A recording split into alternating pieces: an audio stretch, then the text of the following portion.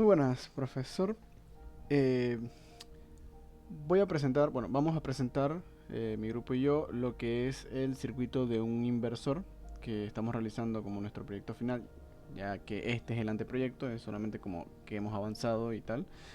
Mi grupo, que está conformado por mi persona, Rodrigo Rodríguez, y el compañero Estefano Basile. Primero debemos saber qué es un inversor. Un inversor básicamente es un dispositivo que cambia o transforma la tensión de entrada de corriente continua, ahí vemos, aquí podemos ver que son 12 voltios, a corriente alterna, pero normalmente la eleva, o sea, de 12 voltios, vemos que la eleva a 120, que es la finalidad a la que queremos llegar con este circuito. Normalmente los inversores muestran la salida de como en una onda senoidal, cuadrada o triangular. En este caso es una onda cuadrada. Los inversores tienen una gran variedad de aplicaciones. Pueden ser desde pequeñas fuentes de alimentación para las computadoras hasta aplicaciones industriales para controlar alta potencia. Y aquí podemos ver cómo se familiariza nuestro proyecto con la materia que es electrónica de potencia. Eh, un inversor simple, que es en este caso, porque este caso es un inversor simple de digital, consta de un oscilador, como podemos ver aquí, el 555, nos permite oscilar o mandar una onda cuadrada, que sería 12 voltios, sale la onda cuadrada en 12 voltios, pero en 60 Hz, y este llega al MOSFET, que lo que hace es que lo transforma y lo convierte en corriente alterna para que pueda entrar a lo que es el transformador, y el transformador lo eleva a 120. Eso es de manera sencilla lo que hace el circuito. Y, y bien, eso es básicamente. En esto, este circuito lo que está haciendo es tenerlo en una onda cuadrada. Si quisiéramos hacerlo en una onda senoidal, simplemente que tendríamos que aplicar una técnica utilizando el PWM, que lo que hace es que transformaría la onda en una onda senoidal.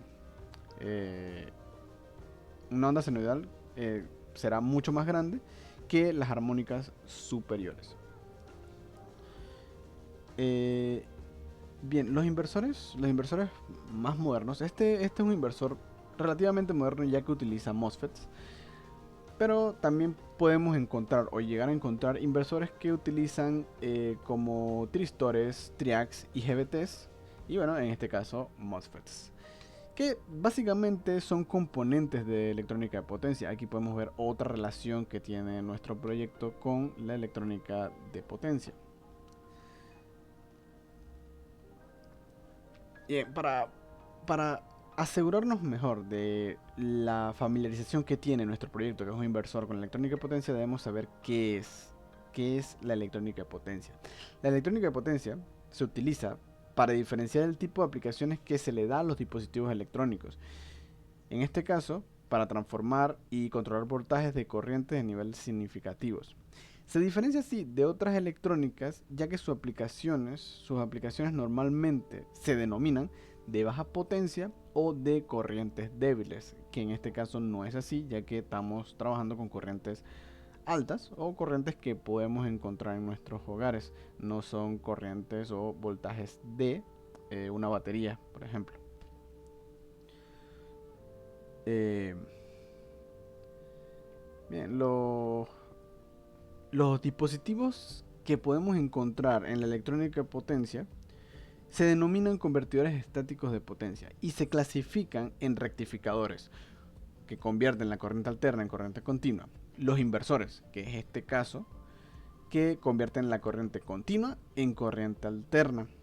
Los ciclos conversores, que convierten corriente alterna de otra frecuencia menor. Y los choppers, que también dimos en clase, que convierten de corriente continua en corriente continua o menor, de mayor o menor tensión.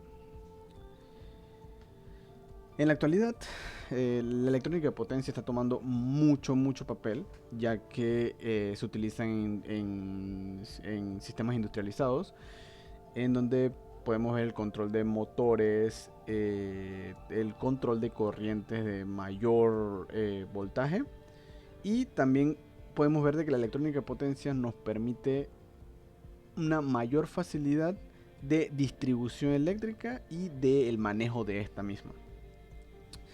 Bien, para no alargar mucho, vamos a ver lo que es el cronograma de trabajo. El cronograma de trabajo fue básicamente que en la semana 2 recibimos nuestros temas y comenzamos con la investigación para el diseño. Queríamos saber más o menos qué era lo que íbamos a realizar. Simplemente nos dijeron, deben realizar un inversor, y ya de ahí nosotros realizamos la investigación correspondiente.